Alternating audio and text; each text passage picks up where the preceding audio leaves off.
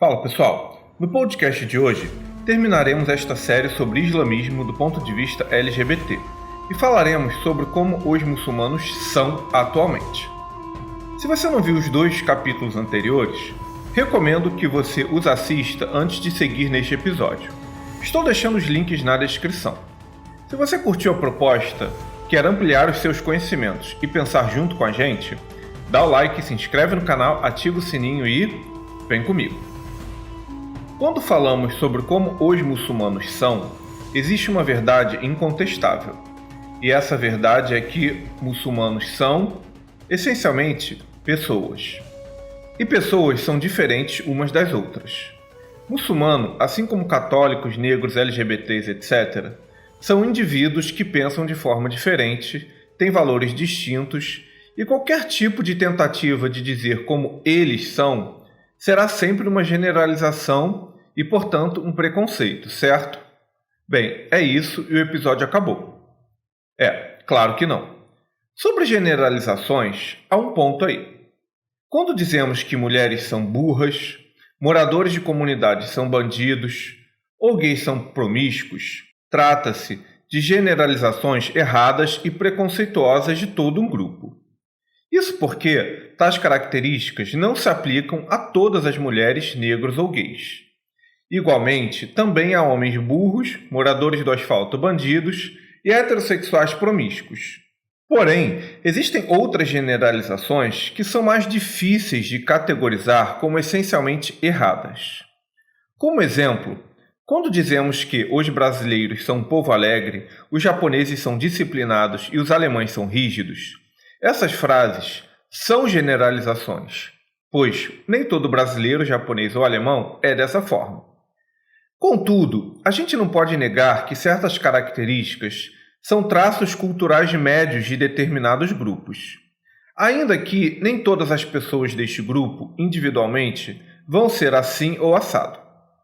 Então, assim, existem generalizações que são erradas, injustas e absurdas. Mas também existem generalizações que refletem traços culturais majoritários de um grupo, uma população ou uma religião. Quando 50% mais um de um grupo pensa ou se comporta de uma maneira, ou quando as instituições de poder de um grupo agem de uma certa forma, qualquer afirmação sobre este grupo deixa de ser uma generalização injusta e passa a ser uma informação média com a qual trabalhamos. É o que o sociólogo Émile Durkheim chama de tipos ideais. Como exemplo, as frases "os portugueses escravizaram os africanos" ou "os militares torturaram pessoas na ditadura militar" são generalizações, pois nem todo português escravizou e nem todo militar torturou. Muitos até nem concordavam com isso. Mas em termos institucionais e de números, muitos portugueses e militares atuaram dessa forma. Logo, a comunicação humana é essencialmente generalista. Em função disso, embora a gente não possa falar de como todos os adeptos do islamismo são individualmente, por outro lado, não podemos negar que há traços culturais mais ou menos majoritários na mente de muitos muçulmanos. Então, assim, não adianta falar que nem todo muçulmano pensa ou concorda com isso ou aquilo, pois esta afirmação é evidente. Mas esta realidade não nos impede de falarmos sobre aspectos culturais e teológicos que habitam grande parte dos adeptos desta religião. Em função disso, a gente precisa de certa estrutura teórica para manusear este assunto, a fim de que não caiamos em generalizações injustas. Então, permitam-me explicar uma coisa a vocês. Quando conversamos sobre os adeptos de qualquer religião, é preciso termos 2 coisas em mente. A primeira delas é a oposição entre centro gerador de ideias e periferia. Este centro gerador são as igrejas, mesquitas, sinagogas, pagodes, templos, bem como as escolas que formam os sacerdotes que vão espalhar essas ideias. Podemos também chamá-los de polo ativo. E a periferia seriam os fiéis destas religiões, aqueles que recebem estas ideias. Em outras palavras, o polo passivo. Isso posto, de forma bastante genérica, Esta periferia, ou seja, os fiéis, se subdividem em 4 níveis. O primeiro deles é o nível 1. Estes são aqueles que levam sua religião ao pé da letra, acreditam em tudo o que ela diz e que alguns seriam capazes até de cometer atos violentos. São o que a gente chama de fundamentalistas. O nível 2 de religioso é aquele que segue a religião, acredita em muita coisa do que se fala nos templos, mas não em tudo, e não seria capaz de atos extremistas. Contudo, o extremismo tem apoio de muitos dos adeptos deste nível, embora eles próprios não o pratiquem. O nível 3 é aquela pessoa que é culturalmente adepta da religião, mas não acredita em muita coisa, frequenta apenas rituais em ocasiões especiais e não pauta sua vida 100% por ela. E o último nível, o 4, seria aquele indivíduo que, embora tenha uma base religiosa, já não segue a religião, tem várias críticas a elas, dialoga com outras religiões ou vive como um descrente. Entre os católicos, por exemplo, o nível 1 seria aqueles fundamentalistas que levam a Bíblia ao pé da letra e, se bobear, querem resgatar uma monarquia católica no Ocidente do tipo Carlos Magno. O nível 2 são aquelas pessoas que frequentam a igreja todo domingo, seguem os rituais como primeira comunhão, crisma, etc., mas não são tão fanáticas. O nível 3 é o tal do católico não praticante. Ele não frequenta todos os dias, vai a um ritual aqui e ali, mas não pratica. Já o nível 4 é aquela pessoa que não frequenta mais igreja, tem críticas a ela e nem é muito religioso, mas ela acaba por ser culturalmente católica por ter sido formada naquele ambiente. Acho que em nosso cotidiano, todos conhecemos pessoas religiosas dos níveis 1, 2, 3 e 4. Feitas essas considerações, voltemos ao islamismo. É verdade que todas as religiões, sem exceção, apresentam fiéis desses 4 níveis. Só que o nível 1 do islamismo possui um grau de violência que não se vê em outras religiões. Não vemos adeptos do candomblé, do taoísmo, do budismo, das religiões indígenas, do sikhismo ou do hinduísmo, querendo decapitar, enforcar ou chicotear adúlteras, apóstatas, LGBTs, ateus, críticos ao Islã, etc. Claro, em algum lugar do mundo essas pessoas devem existir, mas elas não são tão expressivas quanto nos islamismos. Nunca vimos acontecer um atentado terrorista na Europa com base nos livros sagrados do budismo ou hinduísmo, por exemplo. Mas atenção, isso não significa que não haja budistas ou hindus terroristas, ok? Eles existem sim. Mas os atentados que eles cometem não são feitos tendo como base sua fé ou seus livros sagrados. Ao menos não de maneira tão extensiva. Ou envolvem questões políticas outras, como em Myanmar e na Índia. Só que o mesmo não acontece no islamismo. Existem muitos exemplos de atentados e práticas sociais violentas e assassinas, tendo como base uma instrução do Alcorão, da Hadith, ou a promessa teológica de que a pessoa terá 72 virgens no céu. Em função disso, o que podemos dizer é que, embora nem todos os adeptos do nível 1 da religião islâmica sejam violentos, muitas das pessoas desse nível apresentam um grau de violência que outras religiões não apresentam. Há muitos fundamentalistas cristãos, por exemplo, mas poucos deles chegam ao nível de defender abertamente terrorismo, decapitações e enforcamentos, pelo menos até o momento. E com relação aos adeptos do nível 2 do islamismo, embora muitos não sejam capazes de praticar atos violentos, fato é que muitos apoiam certas práticas culturais que o resto do mundo acha extremamente violento e primitivo. Isso gera um sentimento de animosidade contra muçulmanos de forma geral. E nessa discussão, as pessoas do nível 3 e 4 são as grandes vítimas de todo este processo. Muitas não conseguem lutar contra os níveis 1 e 2, não só porque eles são muitos, como também porque eles têm medo de falar alguma coisa. Este é o mesmo sentimento que muitos evangélicos têm de lutar contra absurdos que veem em suas igrejas. Só que no cristianismo, a pessoa pode ser expulsa da igreja. No islamismo, críticas mais contundentes ao Islã podem levar à morte. Pode-se dizer que os níveis 1 e 2 não são maioria no Islã. Bem, é possível que isso seja verdade, embora eu não tenha números precisos sobre isso. Contudo, isso não significa que eles não possam fazer um estrago. Para quem é atingido por essa violência, pouco importa se são maioria ou minoria. Se 10% do islamismo tem adeptos de nível 1, considerando que eles têm 1 bilhão de pessoas, isso dá 100 milhões de indivíduos querendo espalhar a Sharia e cometer atentados terroristas em nome de sua fé. Isso é metade da população do Brasil querendo destruir os valores ocidentais. Isso se forem só 10% de radicais, né? Vocês conseguem imaginar o poder que tem um exército de 100 milhões de soldados? Então, assim, a coisa é complicada. Isto posto sobre a estrutura dos adeptos do islamismo, falemos agora sobre as sociedades muçulmanas. Exatamente como as sociedades cristãs, o mundo muçulmano é diverso e plural. Países como Arábia Saudita e Omã são mais conservadores. Já países como Turquia e Líbano são bem mais abertos, com uma população cosmopolita e progressista. Contudo, mesmo nas sociedades conservadoras, tudo o que existe aqui existe lá. Baladas, pegação, sexo livre, bebidas. Mas há uma diferença fundamental entre as democracias ocidentais e o mundo islâmico hoje.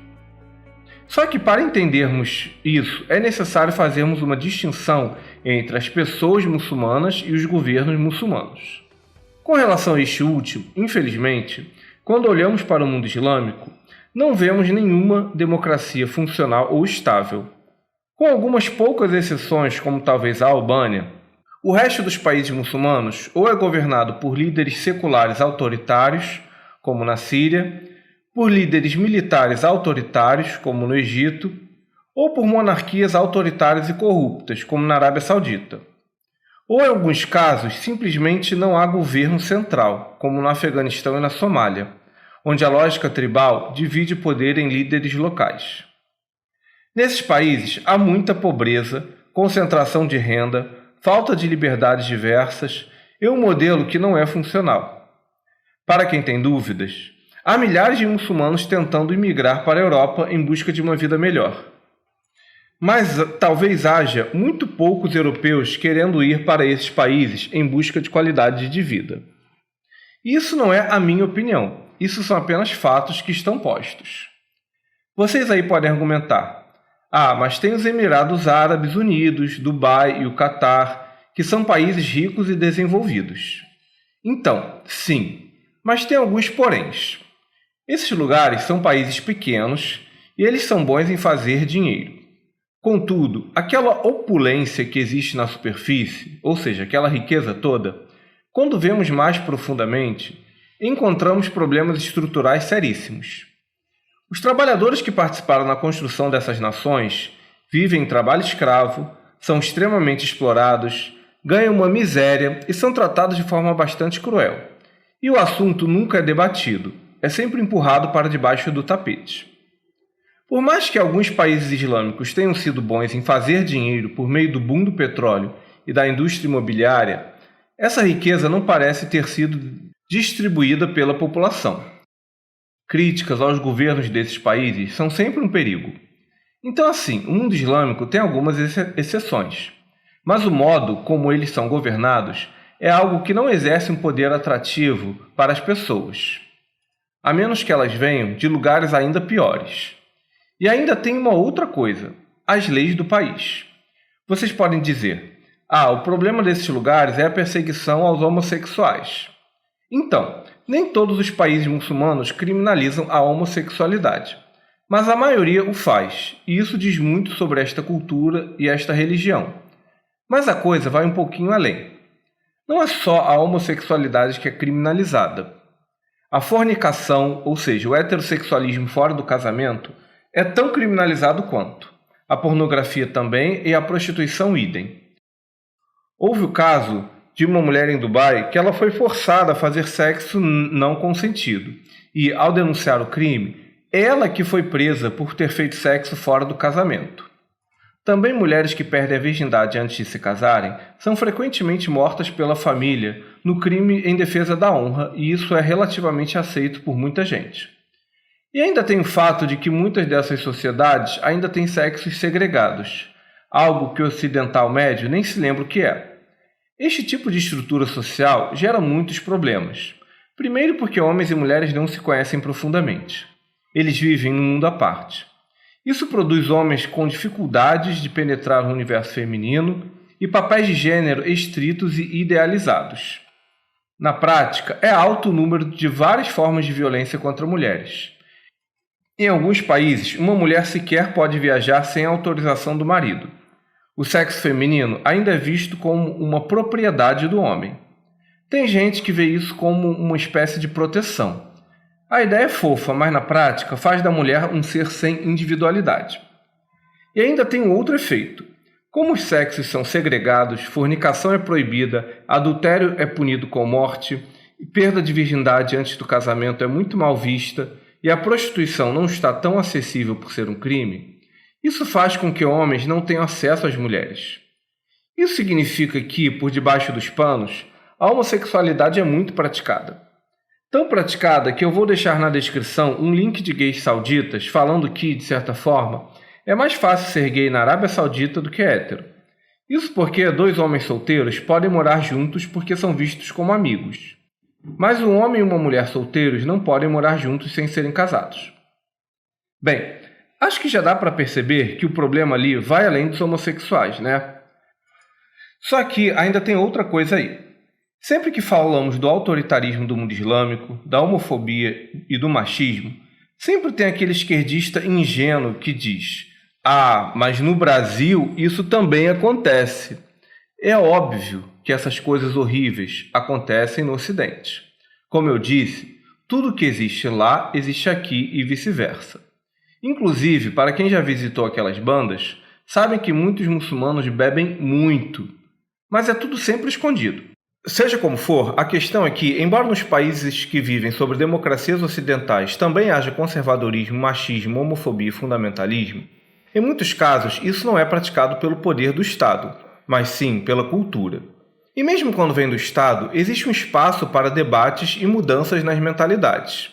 Portanto, comparar o mundo muçulmano com o Ocidente e dizer que tudo é relativo é o que eu chamo de falsa analogia. As estruturas e as possibilidades de mudança são outras. Só uma pessoa muito intelectualmente desonesta não admite isso. Numa democracia, ninguém será esquartejado ou envenenado pelo rei por ter criticado alguma coisa.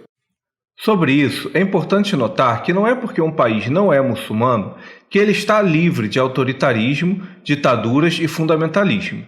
Uganda é cristã e tem tudo isso. Mas, no momento, praticamente nenhum país muçulmano é uma democracia. Outra questão que devemos ter cuidado ao abordar as sociedades muçulmanas é com relação à simplificação de base marxista que divide governo de sociedade. Nesse sentido, o governo seria do mal e a sociedade uma pobre oprimida do bem. Olha, as coisas não são tão simples assim. Lembra que no começo do podcast eu falei sobre os centros geradores de ideias das religiões, as escolas e os sacerdotes? Então, no mundo islâmico, eu desconheço qualquer escola muçulmana que defenda abertamente a democracia. E existe uma razão para isso. Enquanto na democracia quem faz as leis é o indivíduo, e ele é a medida de todas as coisas, na mentalidade islâmica as leis devem vir de Deus. Isso significa que entre o indivíduo e Deus, Deus vem primeiro. Ou seja, a base do funcionamento é outra. Bem, como existem milhares de interpretações sobre o que é Deus e o que ele fala, eis aí a fonte de parte de toda a confusão e violência do mundo muçulmano. Graças a Deus, o Ocidente se livrou desta praga de colocar a divindade como referências para governos e leis. Ainda que não completamente, ainda que haja muito o que fazer e mesmo que haja exceções aqui e ali. E sendo as escolas islâmicas inimigas da democracia, o fato é que muçulmanos de nível 1 e 2 não apoiam esse regime de governo. Muitas das práticas e leis ditatoriais e desumanas desses governos encontram sim grande apoio popular. Isso é inegável. O melhor exemplo é a Turquia, uma sociedade que tentou se secularizar, mas Erdogan veio e está tentando reislamizá-la de novo. E não se iludam, Erdogan tem apoio de grande parte dos muçulmanos de nível 1 e 2. E quem sofre são os muçulmanos de nível 3 e 4. Aqueles que lutam pela democracia, os direitos humanos, as liberdades individuais, etc. O Irã é outro exemplo significativo. Os muçulmanos de nível 3 e 4 estão de saco cheio da religião. Querem que os ayatolás vão pro cacete e vivem como a classe média do mundo ocidental. Só que eles não têm força contra aqueles de nível 1 e 2. E os apoios ocidentais às pessoas erradas contribuem muito nesse processo. Como eu disse anteriormente, a maioria dos muçulmanos 3 e 4 tem medo dos de nível 1 e 2. O mesmo ocorre em Israel, no conflito entre judeus secularizados e judeus ortodoxos. Por fim, com esse episódio, encerramos nossa série sobre o islamismo do ponto de vista LGBT. Naturalmente, falei de forma resumida e muita coisa foi deixada de fora. Mas o que eu quero deixar para vocês é que o islamismo é um mundo onde forças diversas disputam entre si. E aí vocês podem perguntar, tá, mas então o que fazer? Olha, principalmente se vocês forem de esquerda, vocês têm que deixar de fazer papel de bobos, apoiando os muçulmanos de nível 1 e 2, achando que estão lutando contra o imperialismo ou o decolonialismo. Na verdade, vocês estão fazendo papel de idiotas e estão ferrando a vida de vocês no longo prazo. Os próprios muçulmanos 3 e 4 ficam abismados com isso. Para todos os que defendem os direitos humanos, as liberdades individuais, os direitos das mulheres e dos LGBTs, o que vocês devem fazer é fortalecer os grupos de muçulmanos de nível 3 e 4 com financiamento, compartilhamento e ouvir o que eles têm a dizer, sem teorias da conspiração. No final, por mais defeitos que o islamismo tenha, os maiores inimigos dos muçulmanos são eles próprios. Mas e vocês? O que têm a dizer sobre isso? Este foi um programa do canal Agora Gay, um espaço para conversarmos sobre filosofia, religião, política e cultura do seu ponto de vista gay. Eu sou Felipe Dias. Lembro que este podcast é um recorte de um tema complexo. Mesmo que você não concorde com tudo, meu objetivo é iniciar um diálogo para ele ser aprofundado por outros pontos de vista. Deixe nos comentários o que você pensa sobre essa discussão, sugestões e críticas construtivas. Também os convido a ver os vídeos mais antigos do canal e a seguir a gente nas redes sociais cujos links estão na descrição. Lembrando que o Agora Gay é um espaço dedicado à conversa e aos argumentos e não às ofensas. Até a próxima, pessoal! Valeu!